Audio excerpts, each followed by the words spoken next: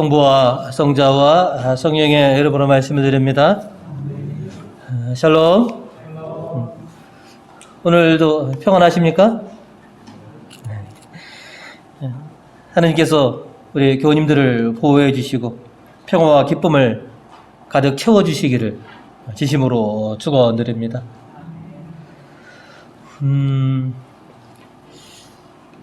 여러분도 제목은 한 번 정도 들어보실 법한 그런 시가 있는데요. 세계적인 명시라고 그렇게 인정받고 있는 그 러시아의 대문호 알렉산드로 푸시킨이 지은 삶이 그대를 속일지라도 라고 하는 그런 시가 있습니다. 그 내용은 이렇습니다. 삶이 그대를 속일지라도 슬퍼하거나 노여워하지 말라. 슬픈 날에는 참고 견디라. 믿으라.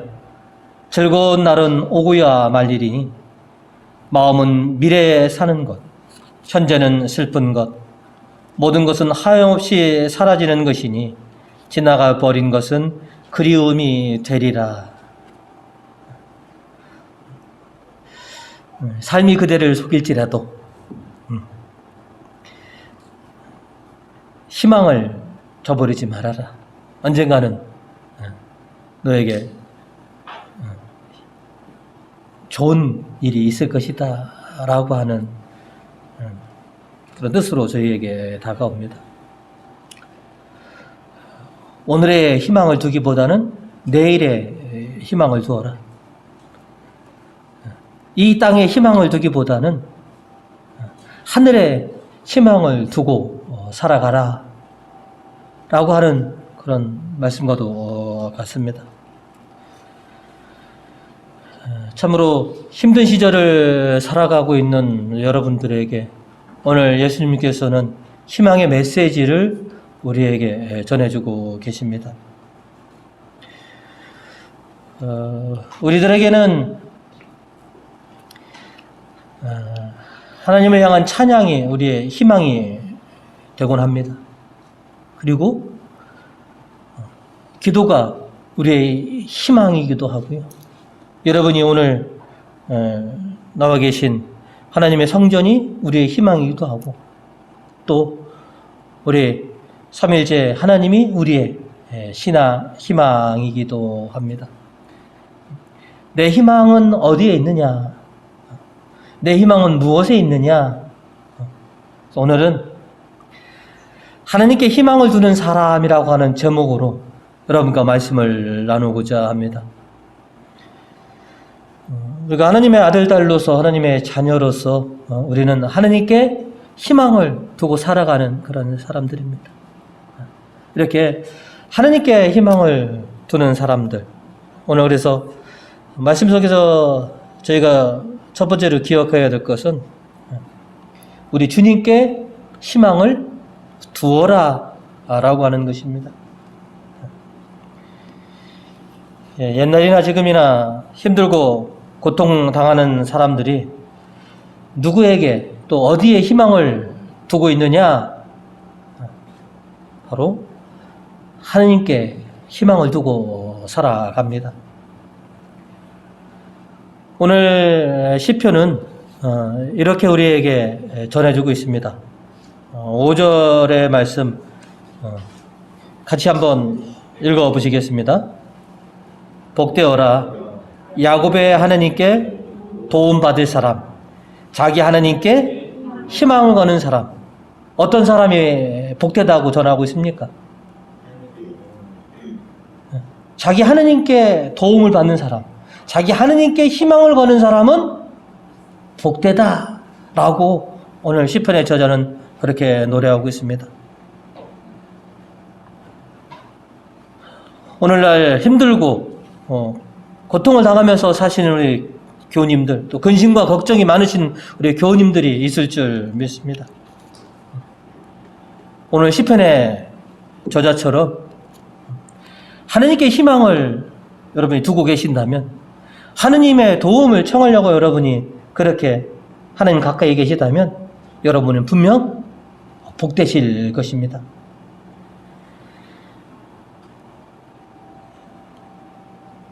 이사야 예언자는 이스라엘 백성들에게 희망의 메시지를 선포하고 있습니다. 시온의 영광이 도래할 것이다.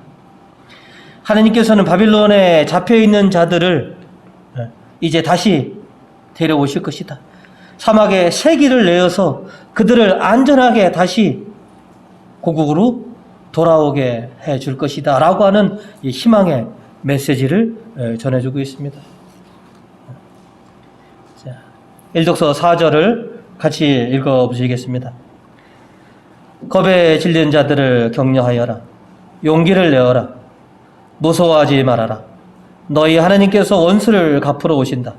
하나님께서 오시어 보복하시고 너희를 구원하신다.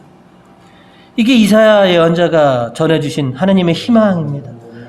하나님께서 유배 중이었던 이스라엘을 건져주실 것이다. 구원해 주실 것이다. 그리고 안전하게 고국으로 돌아오게 해 주실 것이다. 그러니 너희는 용기를 내어라. 희망을 가져라. 라고 이사야 예언자는 그렇게 선포하고 있습니다.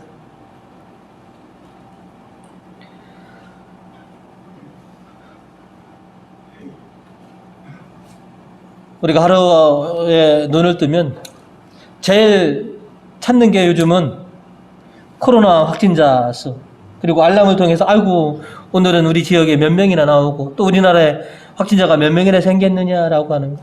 제일로 두려운 게 그거죠. 그리고 이제 우리 어르신들은 2차까지 다 백신을 맞았지만 아직 백신을 맞지 못하신 분들이 꽤 많이 있습니다. 이런 걱정. 참 이렇게 두려움과 걱정, 그리고 경기 침체로 인해서 어려움을 당하고 있는 소상공인들, 그리고 기업 하시는 분들. 좀 근심과 걱정도 참 많고, 두려움과 고통이 있는데, 그죠? 주님께서 전해주신 하나님의 이 복음에 대한 그런 믿음, 그 복음을 향한 그런 희망을 가지고 있다면 언젠간 하나님께서 당신의 때에 우리의 희망이 성취하는 그런 기쁨을 우리에게 주실 것입니다. 그런 희망을 걸고 우리가 살아갑니다. 온 국민들이 백신에 다 접종하기를, 그리고 치료제가 나와서 이제는 그냥 이게 코로나가 걸려더라도 그냥 한 3, 4일 약 먹으면 낫겠지. 그런 날이 예전처럼 이 마스크를 벗고 생활하는 그런 날, 그리고 우리나라 경기가 좋아지고 또 선진국이 되는 그런 희망들, 그리고 우리의 믿음이 더욱더 굳건해지고 언젠간 우리가 하느님 나라에 들어갈 것이다라고 하는 이런 희망을 우리가 계속 품고 살아가고 있습니다.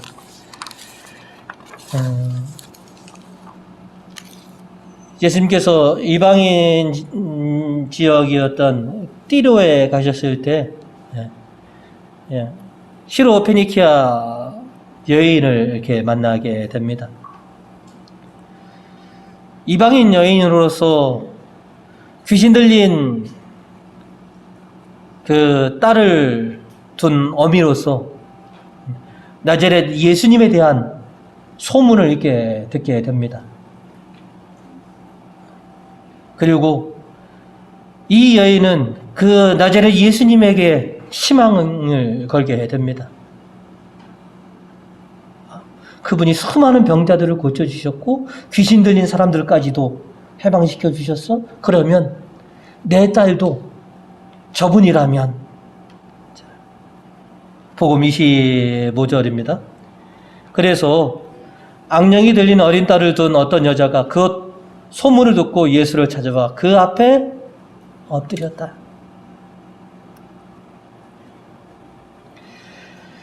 악령 들린 딸을 위해서 참 안 해본 게 없을 정도일 것입니다. 그죠? 뭐 주술사도 찾아보고 뭐 우리라도 아마 그랬을 거니까요. 그죠? 그런데도 소용이 없더라는 것이죠. 그러던 차에 이 예수님에 대한 소문을 들었습니다. 그리고 아, 예수님이라면, 나자렛 예수라면, 그래서 이 여인은 아, 예수야말로 나의 유일하고 마지막 희망이다. 그래서 예수님 앞에 찾아와서 그렇게 엎드려서 조아립니다.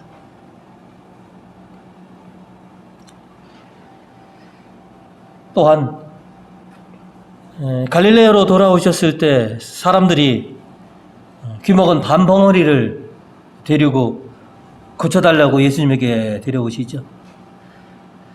우리가 이 사람들이 누구냐라고 보면 제 생각 같아서는 가족일 거라고 생각이 됩니다. 물론 가까운 친구일 수도 있지만 가장 유력한 것은 가족이 아닐까. 귀먹은 밤벙어리니까 예수님의 그 당사자는 예수님에 대한 그런 소식을 모르는 거 아니겠습니까? 그죠? 들을 수가 없으니. 그런데 제가 볼 때는 그 주변 사람들, 가족들은 뭐예요? 저 예수님이라면 이 아이를 분명히 구원하실 수 있을 것이다.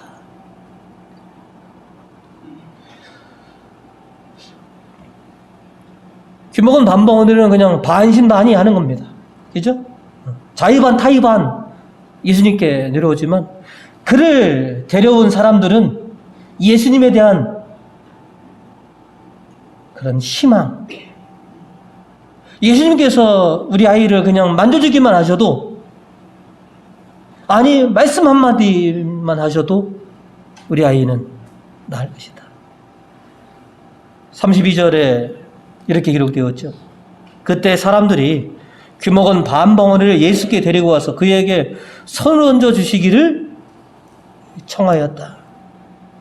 오늘날도 마찬가지입니다.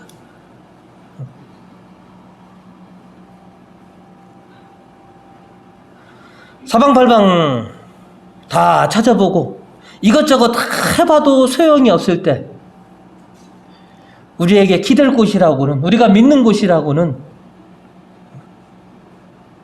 오직 주님밖에 없더라는 것이죠. 유일하고 마지막 희망이라고 생각됐기 때문에 나자렛 예수를 믿고 예수님을 찾아옵니다. 주님에 대한 희망을 품고 찾아옵니다. 오늘 우리들도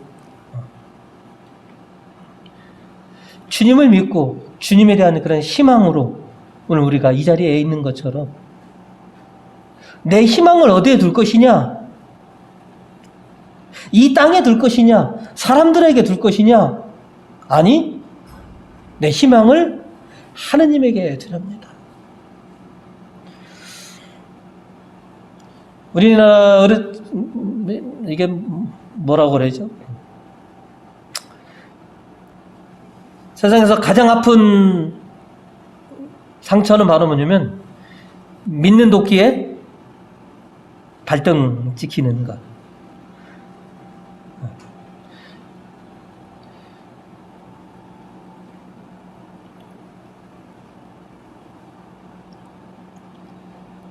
가장 가까운 사람, 내가 어떤 꿈과 희망을 뒀던 사람에게 뭐냐면 발등을 찍히게 되는 것이죠. 오늘 시편 3절을 여러분 같이 읽어보시면, 자, 너희는 권력가들을 믿지 마라.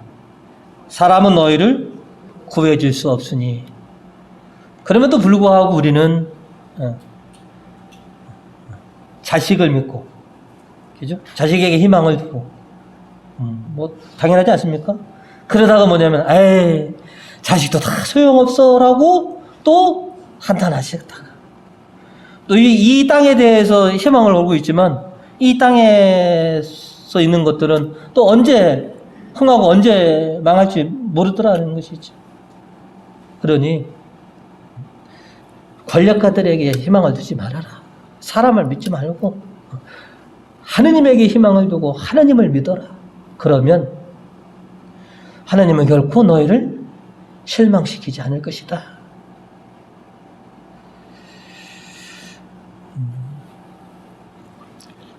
우리 성가 봉헌선거로 저기요 581장 그 3절에 그 가사가 이랬습니다.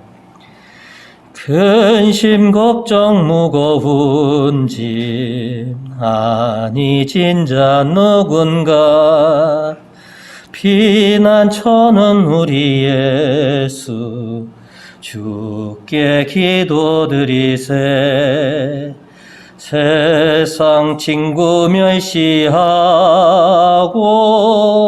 나를 조롱하여도 주님 품에 안기어서 참된 위로 받겠네.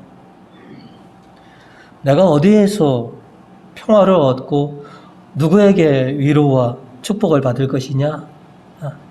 이 세상 근심 걱정을 다 주님께 맡기고 주님에게서 그 위로와 평안을 누려라. 주님은 너의 유일한 마지막 희망이 되신다. 시편 115편 3절에 이렇게 노래하고 있습니다. 우리 하나님은 하늘에 계시어 원하시는 모든 일을 하실 수 있다라고 이렇게 노래하고 있습니다. 하늘에 계신 하나님, 모든 일을 하실 수 있는 그 하나님께 여러분 희망을 걸고 지금 이 힘들고 어려운 시기를 잘 헤쳐나가시는 우리 교우님들 되시기를 주님의 이름으로 축원드립니다. 오늘 말씀을 통해서 저희가 또 두 번째로 기억하는 것은 끈질기게 간청하여라 라고 하는 것입니다. 우리가 하나님을 믿고 하나님께 희망을 두고 우리가 간구할 때 우리가 결코 잊어서는 안 돼야 될 중요한 요소가 하나 있습니다.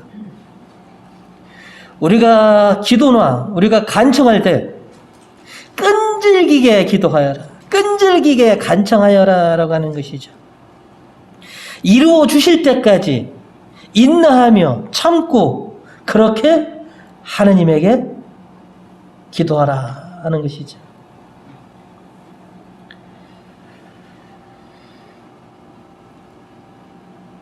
시로 페니키아의 여인, 엄마가 되어서 악령 들린 딸에게 해줄 수 있는 게 뭐가 있겠습니까? 그에게 내 믿음을 덜어서 줄 수가 있겠습니까?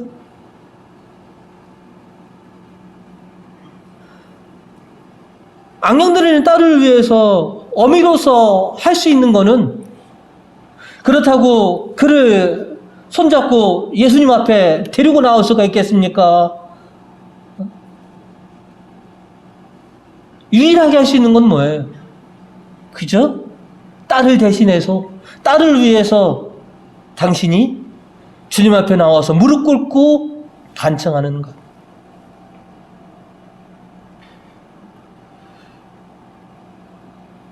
여러분들이 지금 수십 년째 신앙생활하면서 느끼신 거지만 가족들을 위해서 기도하실 때 가족들을 억지로 끌고 나올 수가 없지 않습니까? 내 믿음을 가족들에게 덜어주어서 내 가족들이 주님을 섬기게 할 수도 없지 않습니까? 하지만 내가 할 수 있는 것은 있습니다. 그들을 위해서 하나님께 기도하는 것은 내가 할 수 있습니다. 이 이방인 여인, 악령 들린 딸을 위해서 주님께 나와서 간청을 합니다. 기도를 합니다.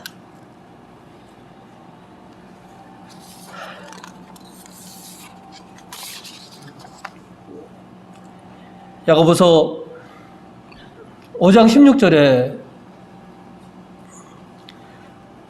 이렇게 기록되어 있습니다. 이거는 이독서 몇 장만 넘기시면 찾을 수 있으니까 같이 찾아서 한번 읽어보실까요? 야고보서 5장 16절입니다. 자, 찾으셨으면 같이 읽어보겠습니다.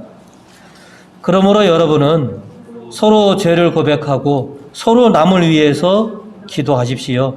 그러면 모두 온전해질 것입니다. 올바른 사람의 간구는 큰 효과를 나타냅니다. 그래서 우리가 하나님께 기도합니다. 우리가 많은 사람들을 위해서 대도하지 않습니까? 그죠? 올바른 사람의 기도는 큰 효과가 있다라고 하는 이 말씀의 근거에 우리는 기도합니다. 냉담 중에 있거나 고통 중에 있거나 어려움 중에 있는 이웃이나 가족을 위해서 내가 기도합니다. 왜? 나는 지금 주님 앞에 나올 수 있으니까. 주님 앞에 무릎 꿇고 기도하는 사람이니까.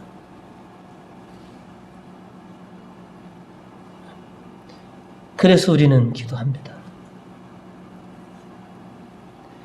이 기도할 때 우리가 가장 갖춰야 될 것은 바로 뭐냐면 참을성 있는 그 인내의 기도입니다. 한 번 요청했을 때 한 번 들어준다면 얼마나 감사하겠습니까?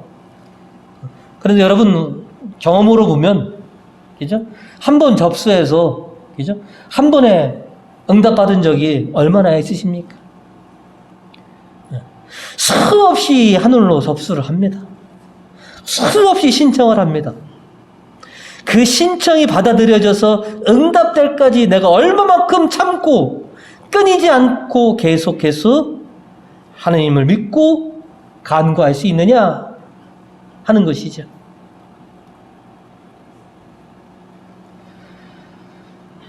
주님의 음성이 떨어질 때까지, 주님의 손길이 나를 만져줄 때까지 그렇게 끈질기게 우리가 간구할 수 있느냐 하는 것이죠. 당신에게 희망을 걸고 당신만을 믿고 이제 남아서 간청했던 여인에게 주님은 뭐라고 하십니까? 오늘 27절의 말씀, 예수께서는 자녀들을 먼저 배불리 먹여야 한다. 자녀들이 먹는 빵을 강아지에게 던져주는 것은 좋지 않다. 어찌 이런 말씀을 하시는 겁니까? 어찌 이렇게 차별적이고 낙담될 말을 이 여인에게 하실 수가 있느냐는 것이죠. 모르는 사람 같았으면, 그죠? 예수님이 이건 뭔가 좀 이상하시다라고 하시겠지만,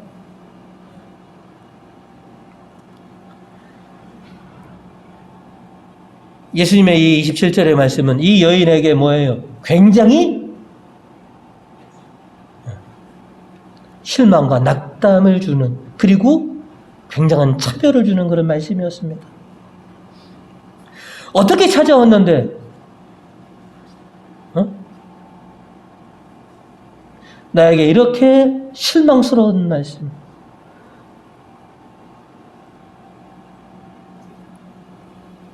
그럼에도 불구하고 예수님의 그 낙담 어린 말씀에도 불구하고 이 시로페니키아 여인은 계속해서 간청합니다. 포기하지 않고 주님께 또 요청을 합니다. 28절이죠. 그래도 그 여자는, 선생님, 그렇긴 합니다만 상 밑에 있는 강아지도 아이들이 먹다 떨어진 부스러기는 얻어먹지 않습니까? 하면서 뭐예요? 사정을 합니다. 대단한 믿음이고요. 그만큼 간절하고 절실했다라고 하는 것이죠. 우리가 간구할 때는 이와 같은 참을성, 이와 같은 끈기가 굉장히 중요합니다. 왜냐? 우리의 마음은 금방 차가워지기 있습니다. 그죠? 주님을 향했던 우리의 손은 금방 풀어지기 일쑤고요. 무릎을 꿇었던 이 다리는 금방 뭐예요? 양반 다리로 고치거나, 아니 얼마 못 가서 뭐예요? 그냥 두 다리를 쭉 펴기도 합니다.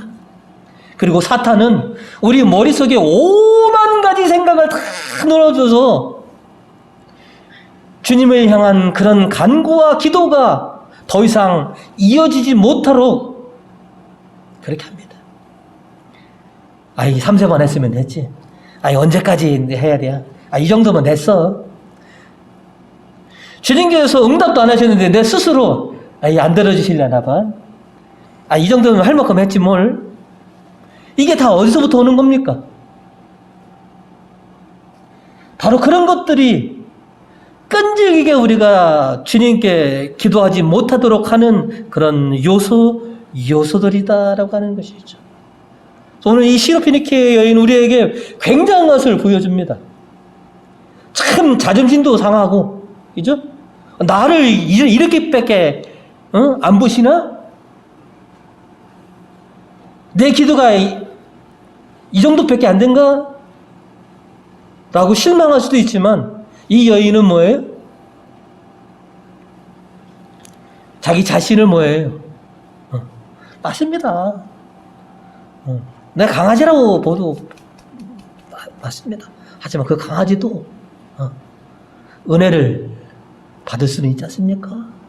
은총을 얻을 수는 있지 않습니까? 29절, 저는 그 29절에 시작하는 그 첫 단어가, 자, 29절 한번 같이 29절 30절을 같이 읽어보실까요? 그제야 예수께서는 옳은 말이다. 어서 돌아가 보아라. 마귀는 이미 내 딸에게서 떠나갔다 하고 말씀하셨다. 그 여자가 집에 돌아가 보니 아이는 자리에 누워 있었고 과연 마귀는 떠나가고 없었다. 가장 처음이죠. 그제야. 그죠? 그럼 주님께서는 이미 뭐예요? 그 여인의 청을 들어주려고 이미 계획하고 계셨다라고 하는 것이죠. 근데 뭘 요청하신 것입니까? 내가 얼마만큼 간절하게, 얼마만큼 참고 이런 차별과 이 낙담 속에서도 멈추지 않고 나에게 간청하는지 그것을 보시기 위함이 아니었던가. 그러니까 뭐예요? 그제야.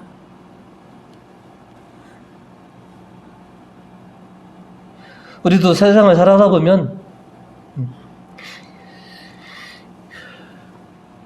기대에 부응하지 못하는 그런 절망과 낙담을 많이 경험하게 됩니다. 그래서 얼마만큼 우리가 많은 기도들을 중단해 왔는지 우리 각자가 너무 잘 알고 있습니다. 오늘 이 여인은 우리에게 그것을 가르쳐 줍니다. 참고 기다려라.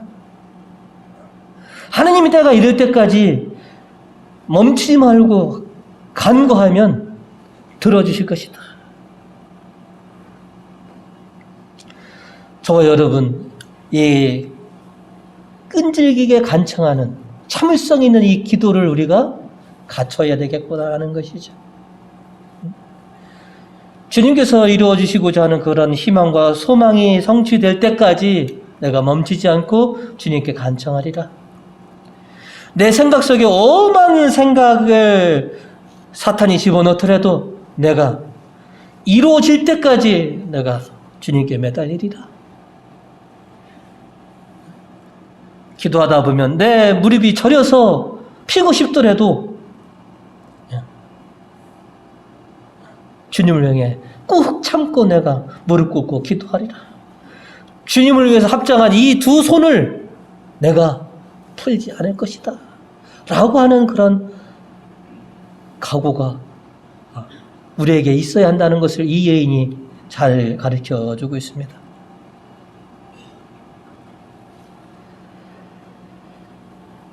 내 희망은 어디에 있는가? 누구에게 희망을 두고 살아가느냐라고 하는 부분. 주님은 당신을 믿고 당신에게 희망을 걸고 살아가라. 그러면 당신의 거룩한 백성들을 하느님께서 평화와 기쁨으로 채워줄 날이 있을 것이다 라고 하는 것이죠. 주님을 향한 믿음 변하지 않도록, 그리고 주님을 향해 우리가 끈기 있게 기도하는 가운데 우리의 소망들이 또 하나님의 은총이 우리에게 임할 줄 믿습니다. 늘 하나님을 향한 그런 믿음을 여러분 더욱더 굳건히 하시고 또 희망이신 그 하나님께 더 큰 희망으로, 또 여러분이 지금 고통당하고 어렵고 수많은 근심 걱정들을 주님께서 이루어 주시도록, 당신 말씀 한마디시면, 당신의 그 따뜻한 손길이 한번 지나가시기만 하면 내가 평화로울 것이고 내가 구원을 얻을 줄 믿습니다 라고 이렇게 믿고 기도하시는 우리 교우님들 되시기를 주님의 이름으로 축원합니다.